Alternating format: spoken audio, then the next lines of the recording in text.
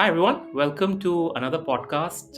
Today, we're going to be taking a peek into the world of small cap investing. So, as you know, over the last 3, 4, 5 years, I think a good number of investors have moved away from the blue chip syndrome, and I think small caps has become a very popular addition to many portfolios now. The exciting news that is coming through is that Grow Mutual Fund is coming up with an NFO. It's a nifty small cap 250 index fund NFO, and the subscriptions are open from 9th of February until the 23rd of February 2024. So, coming back to today, I have with me Ms. Namrata. She's an educator at Grow Mutual Fund, and she's going to be helping us with some questions that I've created around this particular fund. And I know there's a lot to cover, so let's jump into it. Uh, Namrata, firstly, welcome to the show. It's always a pleasure interacting with you, and congratulations on the forthcoming launch. Thank you so much, Shankar, and truly, very excited to do this particular podcast with you. Thank you. So let me start off with the smallest question that I can ever think of. Why small caps? Okay, so let's break this down. जब हम small cap companies की बात करते हैं, एक जो general perception है, which is true as well, is कि small caps are considered to be high risk stocks, but they also have the potential to give good growth. तो एक तो ये है कि high risk, high return category है.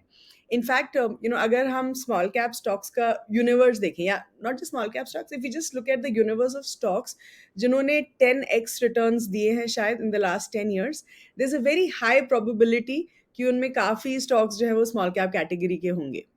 सो historically भी अगर देखा जाए तो स्मॉल कैप स्टॉक्स ने काफ़ी अच्छी अर्निंग्स ग्रोथ दी है compare to mid cap and large cap stock. So there's a high possibility कि significant growth potential हो सकती है in this category for investors. लेकिन I think as an investors हमें ये भी एज एन इन्वेस्टर हमें ये भी समझना चाहिए कि इस कैटेगरी में रिस्क भी ज़्यादा है compare to mid caps and large caps. Volatility ज़्यादा रहता है, downside risk is higher as compared to mid caps and large caps. So ये भी ध्यान में रखना चाहिए कि जहाँ हम हाई ग्रोथ पोटेंशियल देख रहे हैं वहाँ पे हाई Hmm. रिस्क भी है. सो एज एन इन्वेस्टर अगर मुझे स्मॉल कैप्स देखना है, आई वुड से एक diversified portfolio would be better. क्योंकि जब हम एक डाइवर्सिफाइड पोर्टफोलियो देखते हैं which could be through a small cap index में B, that is where a person could start their journey into the small cap space, क्योंकि diversification definitely would help you in reducing that risk to some extent. So, Namrata, this is fascinating. Can you also explain what the Nifty Small Cap 250 Index is all about? Okay, so अगर हम top 500 companies को देखें, they are divided into large cap, mid cap and small cap, right, and that is based on market capitalisation. तो जो top 100 companies होती हैं उनको हम लार्ज कैप बोलते हैं, 101 टू 250 को हम मिड कैप बोलते हैं, एंड 251 टू 500 को हम स्मॉल कैप कंपनीज बोलते हैं. तो Hmm. बेसिकली ये जो 250 स्टॉक्स का यूनिवर्स है, so the small cap index, the Nifty 250 small cap index is made of these 250 stocks that we're talking about. और ये जो 250 stocks हैं, the interesting thing is they are spread across 21 sectors. तो हमारे पास 22 sectors हैं which exist today, out of which small cap index में 21 sectors cover हो रहे हैं. And अंडरस्टैंडिंग कि why is this diversification important in small caps, क्योंकि ये तो हमने ऑलरेडी एस्टैब्लिश कर दिया है कि small cap Right. As a category is a high risk category, right. अब अगर ये हाई रिस्क कैटेगरी है, इसका मतलब ये है कि the down side of choosing a wrong stock is very high. तो अगर आपने एक Hmm. गलत स्मॉल कैप स्टॉक सिलेक्ट किया अपने लिए, तो आपका वो रिस्क बहुत ज़्यादा हो जाता है, क्योंकि अगर वो स्टॉक परफॉर्म नहीं किया, then you are losing out on lot. बल्कि हमने देखा है कि पिछले 5 सालों में वी हैव सीन दैट जो स्मॉल कैप्स हैं, they have the highest percentage of stocks जिन्होंने नेगेटिव रिटर्न दिया है compare to mid caps and large caps. तो Right. इसीलिए स्मॉल कैप्स में डाइवर्सिफिकेशन बहुत ज़रूरी हो जाता है. एंड इसीलिए अगर आप पूरा basket of small cap universe को खरीद रहे हैं, तो आपका वो रिस्क कंपैरेटिवली लोअर हो जाता है. Makes sense. Makes sense. So given that, Namrata, why should someone consider investing in a small cap index like this? Okay, तो अगर हम स्मॉल कैप स्टॉक्स को थोड़ा ब्रेकअप करें, देर आर 3 ways जिससे एक इन्वेस्टर इन्वेस्ट कर सकते हैं. सबसे पहला है कि आप स्मॉल कैप स्टॉक्स में इन्वेस्ट करिए. You can directly buy Hmm. Small cap stocks, लेकिन उसमें जो है small cap stocks they tend to be very volatile. और selecting the right stock becomes a challenge, right? तो अगर आपने Right. गलत गलत स्टॉक सिलेक्शन किया तो प्रॉब्लम हो सकती है। दूसरा ऑप्शन ये है कि आप एक actively manage small cap fund में इन्वेस्ट कर सकते हैं, which is something that lot of people consider. आज के टाइम में मार्केट में 24 active small cap funds available हैं, लेकिन हर फंड का जो इन्वेस्टमेंट फिलॉसफी है वो अलग रहता है, बिकॉज एक फंड मैनेजर के पास स्मॉल कैप फंड मैनेजर के पास 250 स्टॉक्स का यूनिवर्स है, एंड अगर वो उसमें से 50-60 स्टॉक्स भी ले रहे हैं, so the investment strategy is going to be very different for each fund, जिसकी वजह से जो रिटर्न्स होते हैं that's also very different. So all small cap funds are giving very varying Right. Returns.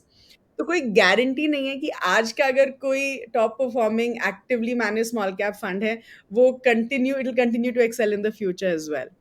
तो इसीलिए जब एक एक्टिवली मैनेज फंड आपको सेलेक्ट करना होता है स्मॉल कैप फंड, तो आप इट्स बेटर कि आप अपने फाइनेंशियल एडवाइजर को कंसल्ट करें।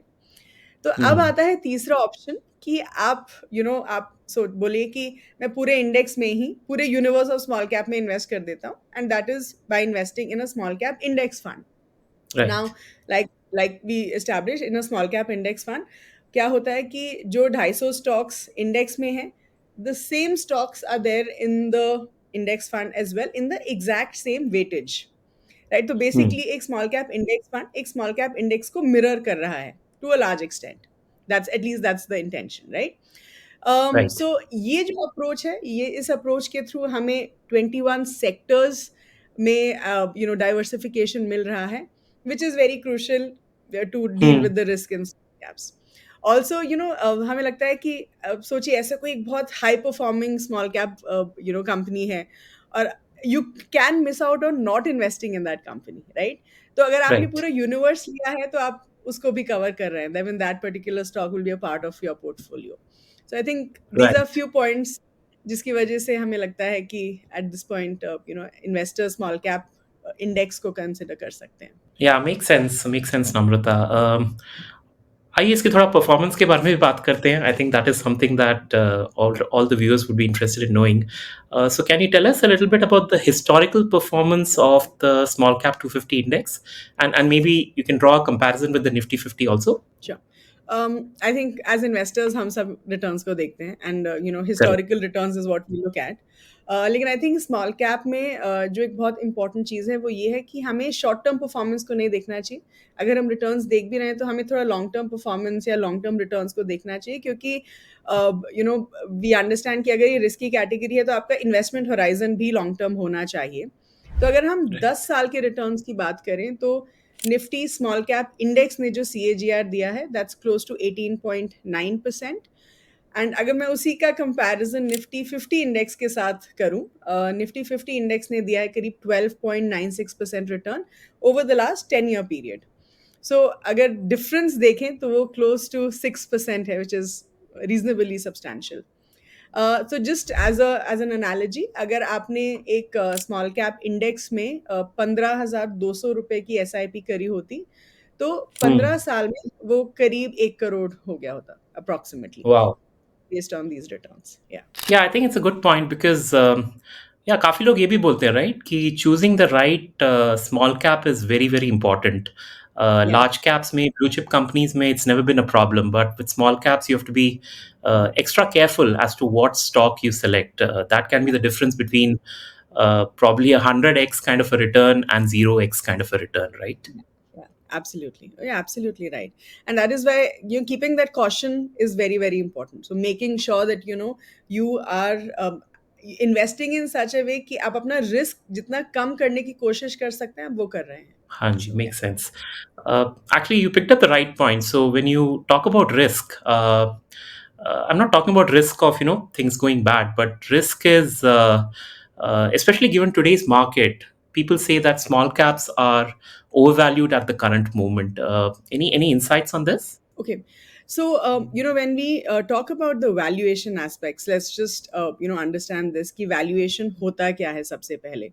Uh, जब हम वैल्यूएशन की बात करते हैं, it helps us understand as an investor कि जो स्टॉक में मैं इन्वेस्ट कर रही हूँ वो ओवर प्राइस्ड है, अंडर प्राइस्ड है, फेयरली प्राइस्ड है, right? And that helps me pick the right stock for my self.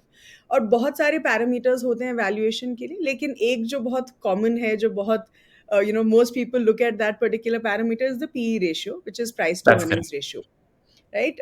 Yeah, I think most investors would look at the PE ratio जब वो Hmm. किसी स्टॉक में invest करना चाहते हैं. तो पी रेशियो कैलकुलेट कैसे किया जाता है? There are two aspects to it. एक होता है आपका प्राइस ऑफ द स्टॉक, एक होता है earnings per share, right? So you divide the Right. Price of the stock by earnings per share and you will get the P ratio of that particular stock. अब P ratio basically हमें ये बताता है कि for every unit of earning एक investor कितना price pay करने के लिए रेडी है. तो जितना पी रेशियो कम होगा उतना बेटर है, right? So Right. Obviously as an investor I would, अगर मुझे, if I am comparing two stocks and on every other aspect they are the same, तो फिर मैं जो लो पी वाला स्टॉक है उसमें इन्वेस्ट करूंगी, राइट? तो अभी अगर हम स्मॉल कैप इंडेक्स का पी रेशियो देखें, दैट्स अराउंड 25.62. सेम अगर हम एक्टिव फंड्स का पी रेशियो देखें, that is around Hmm. 42.62. So which means we can Oh, say okay. कि एट दिस पॉइंट जो इंडेक्स है वो अंडर वैल्यूड है compare to the active funds that we are talking about. Active and fund. At the, या, and the interesting thing is कि जो हम small cap index का एक जो पी रेशियो देख रहे हैं, that is at the 5 year, it's like lower than the 5 year average. So this Hmm. seems like a, like a reasonable, it's, so it looks like the index abhi favorably priced as compared to say active funds for an investor to look at, considering to invest in the index, the small cap index. Interesting. Interesting. Yeah. And let's come to your offering, the Grows offering. So why should our viewers actually consider Grows Nifty Small Cap 250 Index Fund? Okay. So I think एक index fund जो होता है ना वो एक index fund का purpose होता है कि वो एक इंडेक्स को रेप्लिकेट करे या मिरर करे. लेकिन आई थिंक जो चैलेंज आ जाता है वो यही है कि you are not able to mirror it exactly और in the exact same proportion, क्योंकि That's ट्रैकिंग correct. एरर एक आ जाता है, राइट? Tracking Hmm. Error is something which is very important जब आप इंडेक्स फंड को या किसी भी एक इंडेक्स फंड में आप इन्वेस्ट करना चाहते हैं.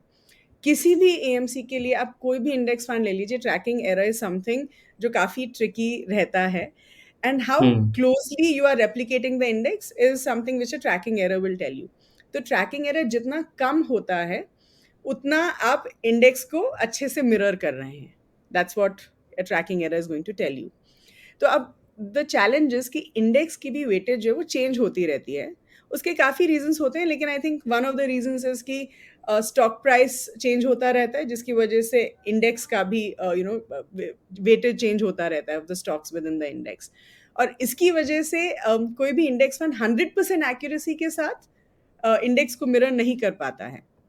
तो Hmm. गो म्यूचुअल फंड ने एक in house proprietary technology develop करी है विच इज कॉल्ड स्पीयर. तो ये एक इन हाउस टेक्नोलॉजी है जिसने इस ट्रैकिंग एरर को कम करने की कोशिश करी है, राइट? तो जो रीबैलेंसिंग होता है, जनरली इंडेक्स फंड्स में रीबैलेंसिंग 1-2 हफ्ते में एक बार किया जाता है, but through this this particular in house technology ये रीबैलेंसिंग और ज़्यादा फ्रीक्वेंटली हो पाती है. तो जिसकी Okay. वजह से आपका ट्रैकिंग एरर कम हो जाता है. And I think that's how this technology is ensuring that, as an investor at any point, आपका जो इंडेक्स फंड होगा वो आपके इंडेक्स को to a large extent mirror कर रहा होगा या रेप्लिकेट कर रहा होगा. Got it. Got it. So yeah. Uh, okay. So Namrata, I think आपने दोनों aspects तो हमें बता दिए. So you have told us that there is the positive aspect wherein these funds actually do extremely well over the long run, and you've shared some numbers also. There's obviously the other side to it, that is Yeah. it's volatile, diversification is required, etc. So I think the big question now comes is who should actually consider investing in a fund like this? Okay, so I think सबसे पहले तो मैं बोलूँगी कि ऐसे investor जिनका risk appetite high है, right? अगर Hmm. आपको आपका रिस्क एपेटाइट उतना या रिस्क टेकिंग एबिलिटी बहुत ज़्यादा नहीं है, then maybe it may not be the right fund for you. तो if Okay. As an investor आप स्मॉल कैप स्टॉक्स में इन्वेस्ट करना चाहते हैं या फिर स्मॉल कैप फंड्स में इन्वेस्ट करना चाहते हैं, but you are not sure कि आप सही स्टॉक सेलेक्ट कर पाएंगे या सही एक्टिवली मैनेज फंड सेलेक्ट कर पाएंगे अपने लिए, then you should consider an index fund, because उसमें it's just easier. आपको खुद stock picking नहीं करना है उसमें, right? And Right. like I said, risk appetite तो ज़्यादा होना ही चाहिए, but at the same time आपका investment horizon भी long term होना चाहिए. तो a reasonably long investment horizon is something that you should look at in this particular fund. But I always say this, आप कभी भी फंड सेलेक्ट करने से पहले, कोई भी फंड सेलेक्ट करने से पहले अपने फाइनेंशियल एडवाइजर को कंसल्ट करिए. Right. Yeah, perfect. So thank you so much, Namrata. This was very good information, and thank you for breaking down this Grow Nifty Small Cap 250 Index Fund for us. This has been a wonderful discussion today, and especially this point is for more for our listeners. That please remember to do your own research and always consult your financial advisor, as Namrata rightfully said, before making any kind of financial decisions. Once again, happy investing to you all, and I'll see you soon.